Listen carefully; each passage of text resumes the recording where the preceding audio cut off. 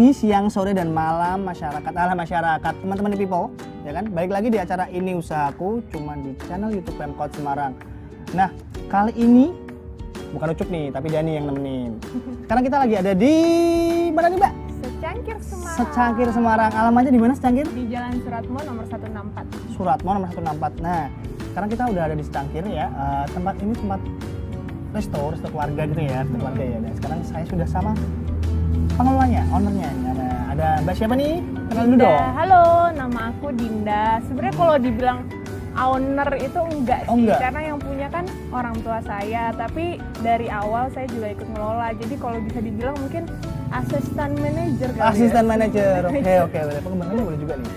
Oke, Mbak Dinda langsung aja nih. Penasaran nih. Secangkir ini konsepnya gimana sih? Resto keluarga seperti apa? Apakah dia cuma jual nasi doang atau gimana sih? Aku cerita dari awal aja kali ya. Boleh. Jadi boleh nih. Secangkir ini berdiri waktu tahun 2017. 2017. Ya, 2017 dan sebenarnya awal pendiriannya itu karena cita-cita ayah saya pengen bikin warung kopi. Makanya namanya Secangkir. Oke, terus. Terus sebenarnya itu ayah kan basicnya polisi. Terus pensiun di tahun 2015, terus. pengen nyari kegiatan. Jadi gitu. pengen kayak ayah tuh punya cita-cita pengen serving kopi, punya kenalan baru, tapi dibayar juga kata ayah. Iya, Terus akhirnya pengen lah bikin warung kopi kan. Kita nggak ada basic usaha makanan ada satupun sama yang sekali. nggak ada yang sama sekali. Nggak ada. Terus bisa nih, Terus makanya dari situ awalnya pertentangan nih, ayah sama mama orang tua saya pertentangan. Kalau si mama kayak ngapain bikin usaha karena kita nggak ada basic, satu. Kedua, mama juga pengennya usaha yang pasti-pasti aja karena mama basicnya juga ada properti, kos-kosan gitu-gitu. Yang lebih apa bisa dipegangan ya. Terus akhirnya kita mulai mencoba mencuci otak mama. Kayak ngebujuk lah, ayolah. Keluarga yang lain setuju tuh, setuju, mama doang ya. Terus kita ajak mama. Bisa dibujuk ya. Kita ajak mama buat muterin kafe di Semarang, restoran di Semarang. Terus abis itu pokoknya kita kasih pandangan baru lah. Terus mama akhirnya setuju dengan pandangan mama juga. Oke, mama mau buka usaha dengan motif pengen ini usaha bisa jadi ladang pekerjaan buat banyak orang. Jadi tapi nggak rugi juga ya. Enggak kan jadi badan amal ntar. Iya, maksudnya share for gift ntar. Punya usaha niatnya baik tapi juga nggak mau rugi. Gimana nih caranya? Harus bener-bener punya omset yang bener-bener gede dong. Terus abis gitu karena si mamah ini orangnya sangat supel, komunikatif juga. Supel itu grapyak ya kalau nggak tahu ya. Humble ya. Suka ngobrol sama sini. Mungkin ditakutin kali ya sama orang. Ya, jadi ke toko obat ketemu sama orang ngobrol. Ini apa relasinya kok ke toko obat sih? Itu si mama. Ini kan sebelum Secangkir berdiri nih, ke toko obat ngobrol sama orang. Terus orangnya tuh bilang, ini saya punya temen, dia bisa manage cafe, katanya mama tuh cerita kalau mau bikin usaha. Terus dia bilang lah, ini saya punya temen, dia bisa manage cafe. Terus collab lah mereka dan jadilah Secangkir Semarang. Itu idealisme awal berdirinya ya, cuman makin kesini karena orang tua ayah itu bosenan. Jadi kayak kalau udah bosen nyari kegiatan baru lagi yang lain. Itu jelek sih, jangan ditiru ya teman-teman. Terus akhirnya ini diserahin ke mama. Mama yang ngelola. Terus akhirnya jadi lebih kayak evolving jadi restoran keluarga, sering direservasi buat ulang tahun, terus pernikahan, reuni, arisan, rapat-rapat gitu. Itu tahun 2017. Baru berubah jadi resto gini tahun? Ya mungkin 2018 lah. 2018. Cuman gara-gara bosan itu ya berarti ya. Dan mungkin karena ngelihat preferensi orang di sini juga. Karena kayak sama ini Secangkir dari awal berdiri tuh yang datang kok keluarga. Jadi, karena mungkin karena konsepnya joglo juga kan. Jadi orang tua lebih suka gitu kan. Terus keluarga terus ya udah. Jadi restoran keluarga deh. Makanya ini ya, makanya ninggalin kopinya gitu? Apa masih ada kopinya sebenarnya itu? Sebenarnya masih ada. Cuman ngelihat dari transaksi perharinya sih kayak lebih banyakan orang mesen wedang dan makanan-makanan beratnya sih. Terus kalau ganti konsep gini dari kopi dengan nama secangkir, itu klub lah kan orang kalau bilang ke secangkir, kok aku mesti bukan kopinan pastikan. Begitu ganti ke resto, kenapa nggak ganti nama sekalian? Ya enggak sih, karena kayak secangkir kan bisa juga wedang. Kayak kita udah nyaman aja sama nama secangkir sih, dan orang-orang maksudnya temen-temen aku dan orang-orang sekitar sini kan juga udah kenalnya sama secangkir ya. Oh gitu ya. Terus kalau buat ini, kenapa Dinda yang disuruh buat manage ini semua? Karena sebenarnya saya anak terakhir. Dan kakak-kakak udah pada keluar kota semua, jadi ya saya ikut bantu. Dari zaman ini masih kopi itu? Dari zaman waktu masih kopi. Dan kayak apa ya, karena waktu secangkir berdiri kan aku yang sebenarnya aku di sini ada 2 orang lain. Cuman kan aku yang waktu itu masih kuliah, dan kayak setiap hari jadi nggak ada kegiatan, dan setiap hari tuh bantuin kesini, ngeliatin kesini. Waktu pertama kali secangkir berdiri itu pegawainya cuma 5 orang. Sekarang? 5. Sekarang? 15 kali 3, berarti gini. Ya. 15. Terus jadi awal berdirinya itu ya kita juga ikut terjun, dari aku, terus kakak-kakakku juga kadang-kadang juga ikut terjun gitu. Oke, kita masih bakal ngobrol banyak lagi nanti sama Dinda tetap di Inusatu. Kerasa banget, pernah satu hari dapat 100.000 dong. Satu hari dapat? Hari 100.000. Drinking some red out of the blue. You say my name with your accent, makes me remember how much I missed you. Hope you're planning to stay for a million days. You'll be my summer in December. Hey boy, trust my intuitions always. I'm not superstitious, I got lucky. Stole your heart and it was mine for the taking.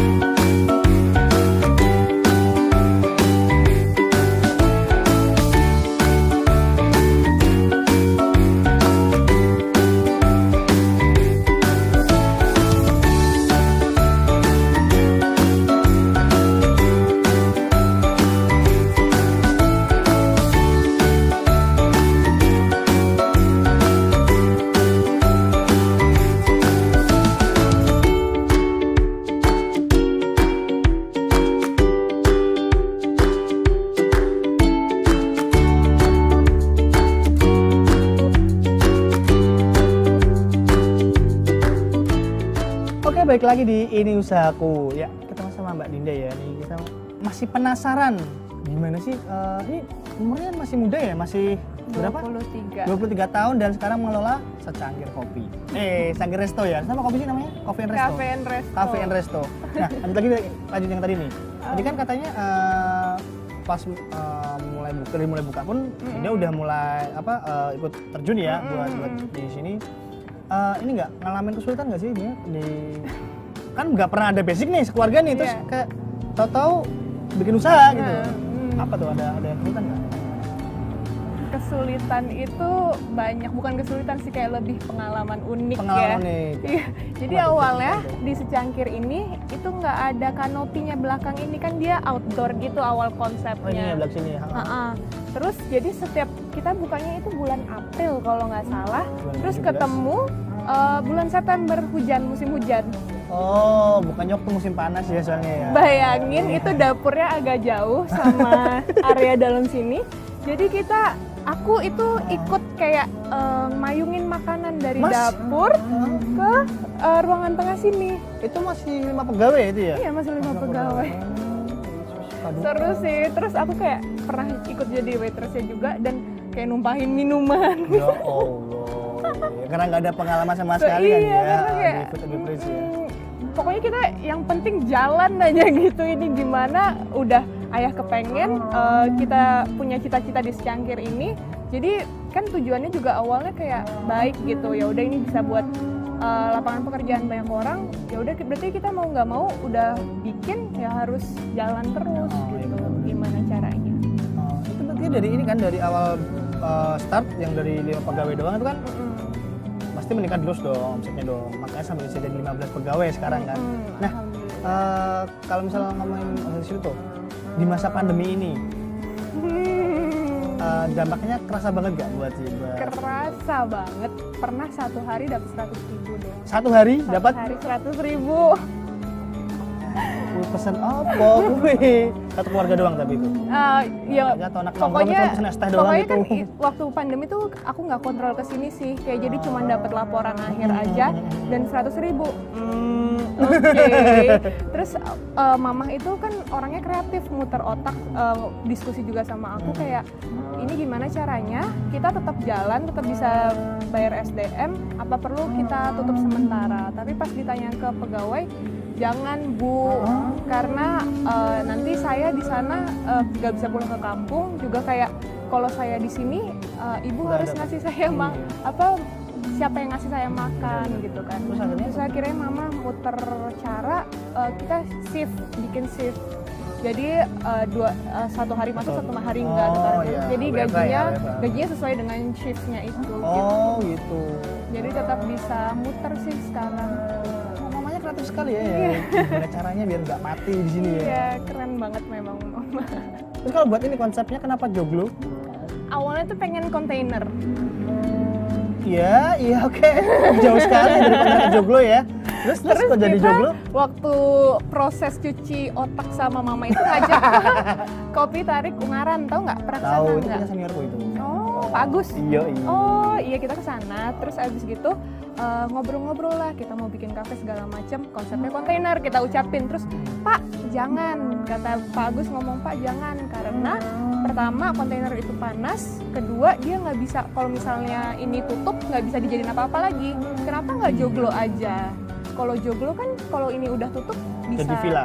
Bisa nggak, maksudnya bisa villa di Suratmo dong. Bisa dijual lah, bisa jadi rumah, maksudnya dia kayak eternal aja gitu, bakal kepake terus kalau joglo. Ini tadinya rumah biasa atau emang lahan kosong ini sih?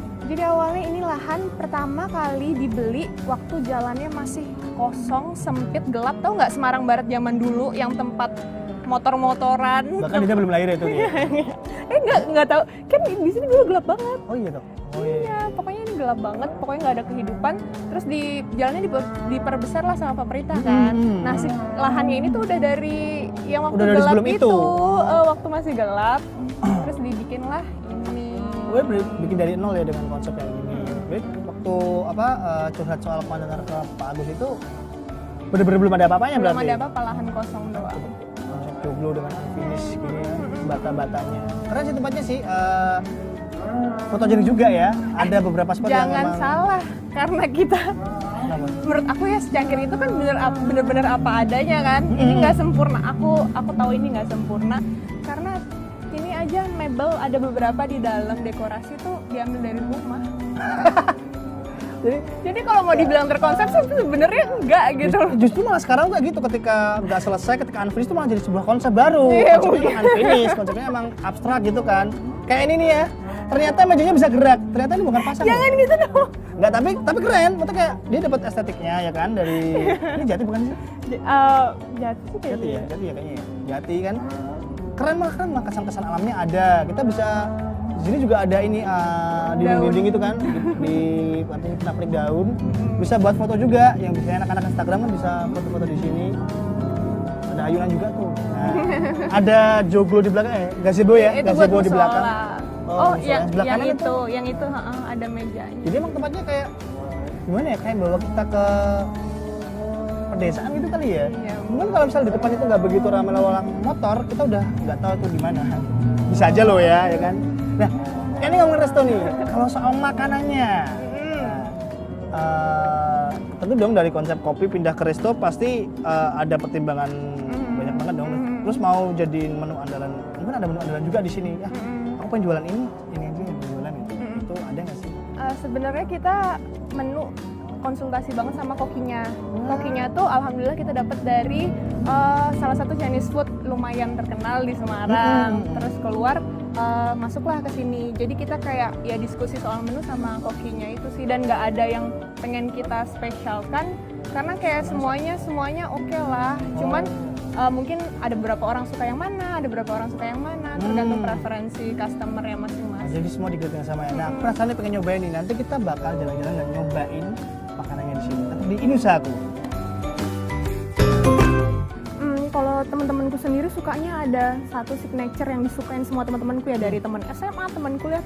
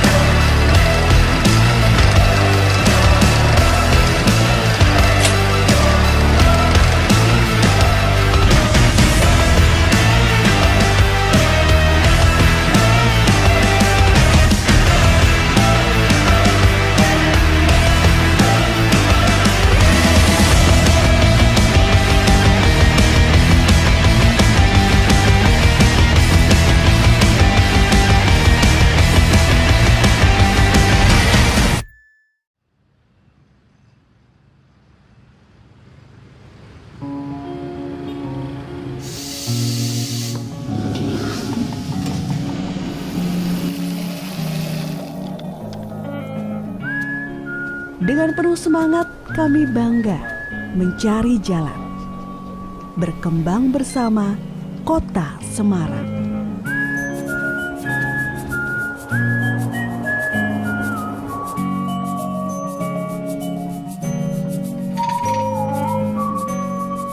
Adaptasi dengan masa transisi. Kita tumbuh bersama, menjalin rasa, menopang sesama. Kita yang menentukan untuk generasi di masa depan.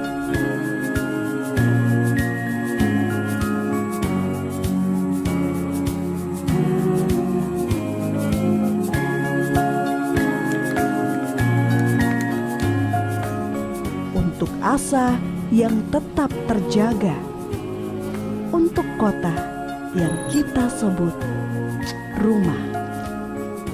Dari Semarang untuk Indonesia.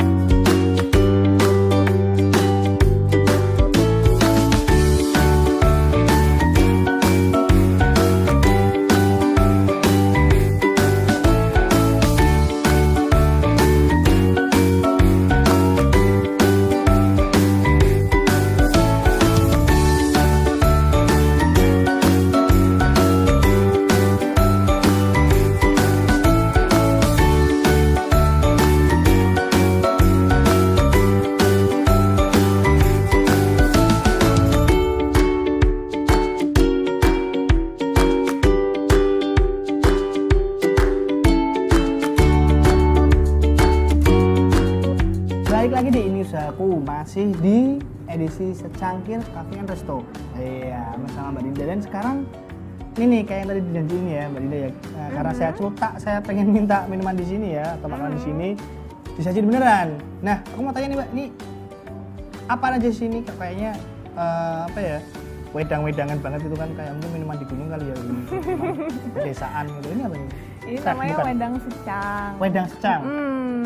Di dalamnya ada kayu secang sama serai. Oh, Ya. gitu. Kalau yang ini? Yang ini namanya wedang jiwa. Wedang jiwa. Mhm. Kok namanya wedang jiwa kenapa? Mau tahu kenapa? Namanya? Coba dituangkan sendiri. Heeh. Coba dituangkan. Tuang. Boleh nih, nggak apa nih? Nggak apa-apa, tuangin. Bentar ya. Nah. Jangan ditutupin dong Oh, ininya. ditutupin. Oh, ya, emang.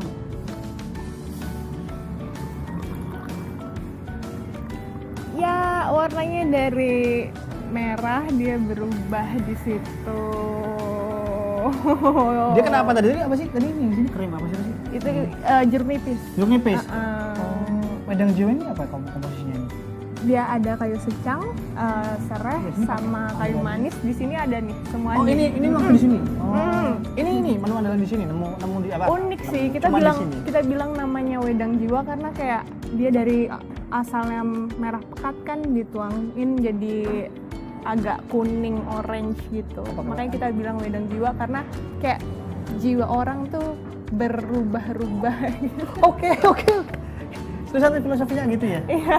Keren sih emang sih. Ini cobain nggak apa ya? Cobain Iya. nggak? Penasaran nih, wedang jiwa. Cuma Mau pakai gula apa enggak?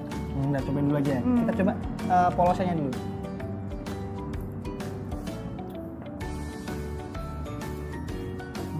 Jeruk nipisnya masih kuat banget nih. Kayaknya harus ditambah lagi. Mbak, buat wedang jiwa nih ya, kayaknya aku lebih tertarik buat bahas ini deh. Karena kayaknya baru di sini aku nemu minuman semacam ini. Nah, ya dia bisa berwarna juga gitu loh. Kok bisa nemu menu ini? Siapa sih yang memprakarsa, yang inisiasi itu siapa sih kok? Kita bikin wedang ini yang berwarna apa gimana sih? Jadi awalnya mulai yang secangkir, Ini. secangkir awalnya jadi warung kopi, terus berubah jadi resto. Kan kita sekeluarga tuh sering jalan-jalan kan ke Jogja, ke Solo. Terus kan kalau di Solo, di Jogja tuh sering kayak uniknya tuh angkringan dengan wedangnya. Ada wedang jahe susu lah, Oh wedang iya, apalah, kalau di wedang daerah selatan apa. emang gitu sih ya. Nah, kebetulan kita sekeluarga suka kan kayak oke nih kayaknya kalau dibuat di secangkir. Terus akhirnya kita bawalah wedang-wedangan ini dicoba di secangkir. Ternyata orang-orang di sini juga pada suka, malah lebih lakunya tuh wedang di sini, apalagi kalau misalnya hujan-hujan malam Oh gitu. iya, ini kalau misal hangat enak banget ini. Iya, dia warnanya merah ya dia ya. Warnanya jadi kuning gitu, kayak kulit asam. Gitu.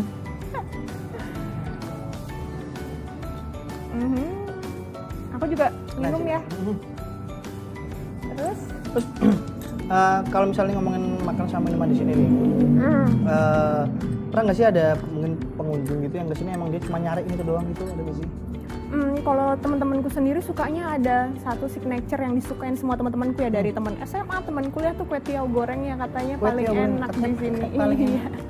Itu pada pers nggak tuh?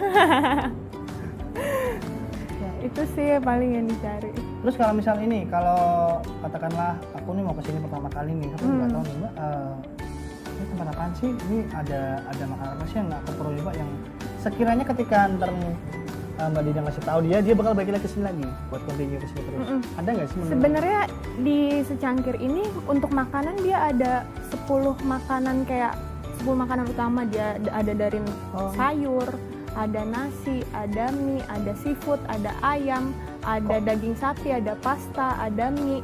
Dan itu kan di 10 grand itu ada bawahnya ada entah mau milih yang rasa apa atau variasi apa. Jadi kayak breakdown bener-bener tuh itu. banyak banget ya, dan itu 10 tuh andalan semua. Maksudnya 10 10 menu jenisnya grand tuh. kayak 10 jenis 10 gitu loh. jenisnya kan, Dan orang kalau kesini kan keluarga misalnya biasanya kayak ya macam-macam Variasi dari ya, situ. ada. Cuman kalau aku boleh rekomendasiin dan favoritku sendiri tuh kue tiaw gorengnya sih. Kue tiaw gorengnya itu. Kalau cemilannya ada nggak sih di sini? Cemilannya ada juga, ada kentang goreng, ada jamur, ada tahu bakso, ada singkong, Itu ada macam-macam. buat nongkrong-nongkrong itu. Iya. Ini saya penasaran nih, satu nih kan waktu aku kuliah nih ya, waktu kuliah suka nongkrong. Sebenarnya dari sudut pandang ini out of the box sih, sudut pandang pemilik restonya itu sendiri, ketika ada berbanyak nongkrong, dia cuma beberapa temelan doang, gede gak sih sebenarnya tuh? Enggak Tetep ya? lah, enggak apa-apa. Kita malah seneng, maksudnya kayak, oh berarti mereka nyaman di sini gitu kan. Oh gitu, jadi jangan jadi referensi juga dong kalau gitu. Kalau misalnya ntar, Oh iya, di secangkir aja. Iya, makanya secangkir aja. Tapi kalau penuh jangan dong. Tapi kalau penuh kan nggak pakai sama sekali ya kan, pengen usus lo, aduh anak-anak. Biasanya di sini tuh juga direservasi soalnya buat apa sih namanya, nikahan pernah juga, reuni pernah juga, buka puasa gitu. Oh, itu juga rata-rata pesan juga macam-macam ya kalau di sini ya. Bisa dibikin menu, kita jadiin buffet juga bisa di sini. Hah? Jadi menu, pesen menunya nanti kita bikinin jadi prasmanan gitu. Bisa di sini. Wih. Tapi dengan minimal order ya. 10 doang. Masa pesen prasmanan 7 orang yang pesen dia. Ngopo kan mendingan. Aku mau nyobain makanannya dong. Oh, Ada nggak sih? makanan. Pengen tahu nih, katanya Makanannya kue mana tiaw gorengnya menu? katanya tadi ini. Tunggu ya, aku ambilin menunya dulu. You choose drinking some red out of the blue. You say my name with your accent, makes me remember how much I missed you. Hope you're planning to stay for a million days. You'll be my summer in December.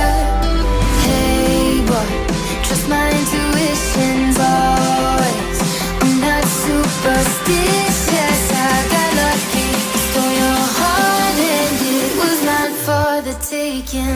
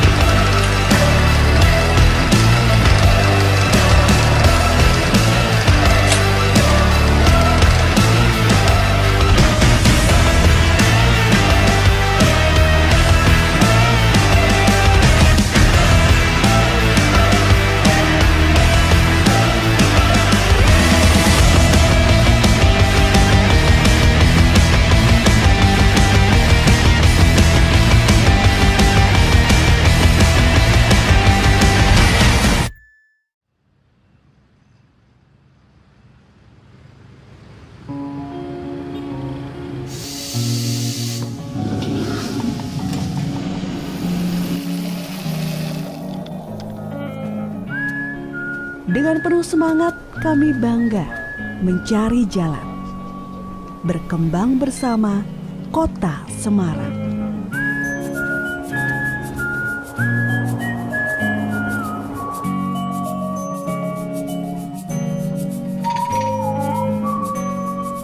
Adaptasi dengan masa transisi. Kita tumbuh bersama, menjalin rasa, menopang sesama. Kita yang menentukan untuk generasi di masa depan.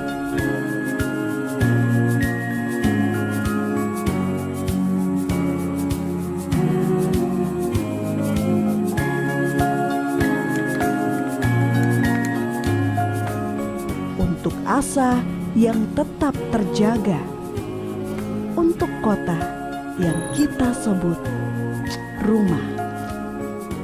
Dari Semarang untuk Indonesia.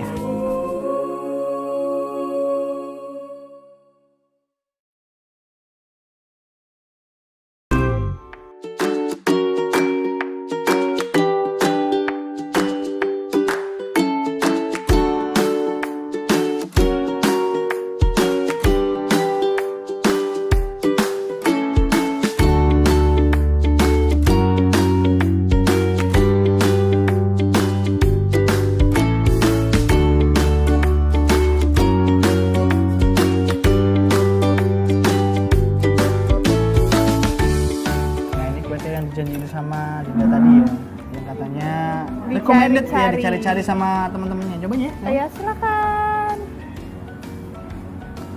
Harus satu kesatuan dong, jangan. Tapi enak sih.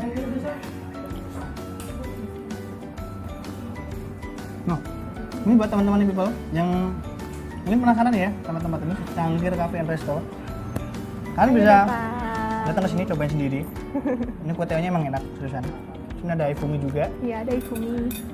Sama ini nih, legend nih, wedang Jiwa. jiwa. Bisa berubah warna. Kenapa berubah warna? Karena manusia itu jiwanya berubah-ubah. Filosofinya berat sekali. Oh ya, Dinda, sekarang promo ini, secangkir kopi buat teman-teman di people nih. Teman-teman jangan lupa datang ke sini. Alamatnya Jalan Suratmo nomor 164. Kalau yang nggak tahu itu di Semarang Barat dekat rumah dinas wali kota. Pasti tahu dong. Gampang dong. Pasti tahu. Dan Instagramnya Secangkir Semarang @secangkirsemarang. Aman kan? Suasana pedesaan di tengah kota. Oke, kayak ini aku selalu makan ya. Aku juga mau makan deh. Pamit sekalian sama teman-teman people. Jangan lupa saksiin terus Ini Usahaku setiap Jumat jam 9 pagi cuma di YouTube channel Pemkot Semarang. Saya Dan Nugroho. Saya Dinda Ayu Saraswati. Bye.